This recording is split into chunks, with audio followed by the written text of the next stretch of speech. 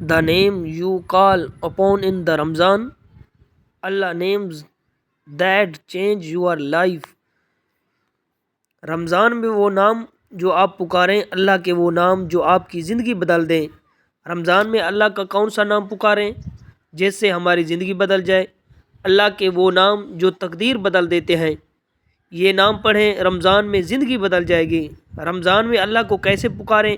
اللہ کے ناموں کی طاقت اور رمضان میں کیسی دعا کریں جو اللہ تعالیٰ کی بارگاہ میں قبول ہو۔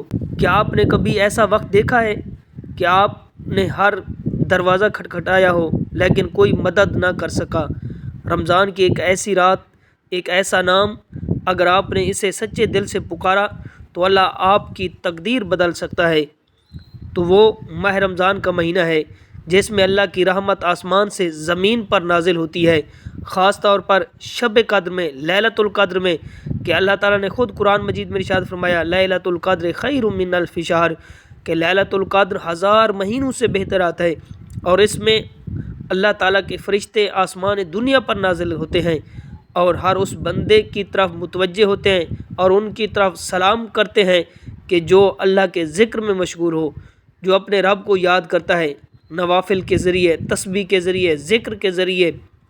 تو آج کا انسان کیوں پریشان ہے، کیوں بے سکون ہے، ٹوٹا ہوا کیوں ہے کہ ہر طرف مشکلات ہی مشکلات ہیں، پریشانیاں ہی پریشانیاں ہیں؟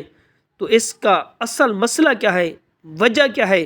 تو آج ہم اصل وجہ اور مسئلہ جانتے ہیں کہ اصل اس کے انسان کے پریشان ہونے، بے سکون ہونے اور ٹوٹے ہونے کی اصل وجہ یہ ہے کہ ہم نے اپنے رب کو پکارنا چھوڑ دیا ہے۔ تو اللہ تعالیٰ کے نام کو جب انسان پکارتا ہے، اللہ کی بارگاہ میں اپنی فریاد پیش کرتا ہے، تو اللہ تعالیٰ کو جو پکارتا ہے تو اللہ تعالیٰ اس کی مدد فرماتا ہے۔ کہ اسی طرح جو اپنے رب کو یا اللہ کے نام سے پکارے تو اس کی ہر دعا جو ہوتی ہے قبول ہو جاتی ہے۔ اسی طرح ہمارے رب کا نام یا رحمان ہے کہ اللہ کی رحمت ہر چیز پر ہے، کہ جب انسان یا رحمان پڑھتا ہے تو زندگی میں جو بھی مشکل ہوتی ہے وہ مشکل ختم ہو جاتی ہے۔ اسی طرح اللہ تعالیٰ کا ایک نام یا رحیم ہے کہ جو یا رحیم پڑھتا رہتا ہے، خاص رحمت اللہ تعالیٰ کی اس پر نازل ہوتی ہے، دل کو سکون ملتا ہے۔ اسی طرح جو انسان یا غفور پڑھتا ہے کہ گناہ مٹانے والا، کہ بار بار پڑھتا ہے تو اللہ تعالیٰ اس کے گناہوں کو معاف فرما دیتا ہے۔ اسی طرح یا جبار، جو انسان اللہ تعالیٰ کے یا جبار کے نام کا ذکر کرتا ہے، ورد کرتا ہے، تو اللہ تعالیٰ ٹوٹے ہوئے دل کو جوڑ دیتا ہے۔ اور اسی طرح کسی کے گھر میں رزق کی کمی ہے، تنگ دستی ہے، تو وہ یا رزاق پڑھے، رزق دینے والی ذات، تو اللہ تعالیٰ مالی مشکلات کو ختم کر دیتا ہے، اللہ تعالیٰ اس کے رزق میں برکت پیدا کر دیتا ہے۔ اسی طرح ہم حضرت ام عائشہ صدیقہ روایت کرتی ہیں کہ حضور نبی کریم صلی اللہ علیہ وسلم کی بارگاہ میں عرض کیا کہ یا رسول اللہ، کہ اگر شب قدر کی رات کو میں پالوں تو کون سی دعا کروں؟ تو حضور نبی کریم رؤوف الرحیم صلی اللہ علیہ وآلہ وسلم نے یہ شب قدر کی دعا بتائی، فرمایا کہ یہ دعا لازمی کیا کریں کہ اللہم انکا عفو تحب عفو فاعف عنی۔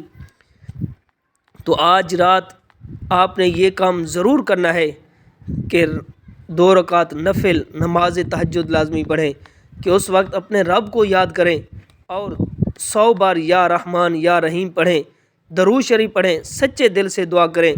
تو جب انسان سچے دل سے مصلی پر بیٹھ کر اپنے دکھ اپنے رب کو سناتا ہے تو اللہ تعالیٰ پھر اس کے مشکلات کو ختم کر دیتا ہے، دکھوں کو ختم کر دیتا ہے، دل کو سکون عطا فرما دیتا ہے۔ اس طرح آپ عبادت کریں کہ شاید یہ میری زندگی کا آخری رمضان ہو یا میری زندگی کی آخری رات ہو، شاید آج اللہ تعالیٰ مجھے معاف فرما دے۔ بس آپ سچے دل سے اپنے رب کو جب پکاریں گے تو ہمارا رب جو ہے غفور و رحیم رب ہے، تو انسان کی گناہ گار کی میرا رب جو ہے زیادہ سنتا ہے۔ جب گناہ گار اللہ کی بارگاہ میں بیٹھ جاتا ہے، سر جھکا لیتا ہے، تو اللہ تعالیٰ پھر اس کو ضرور معاف فرما دیتا ہے، اللہ تعالیٰ اس کے مشکلات کو ختم کر دیتا ہے۔ تو آئیں آج غفلت نہ کریں، اپنے رب کو پکاریں، ان کے نام کا ورد کریں۔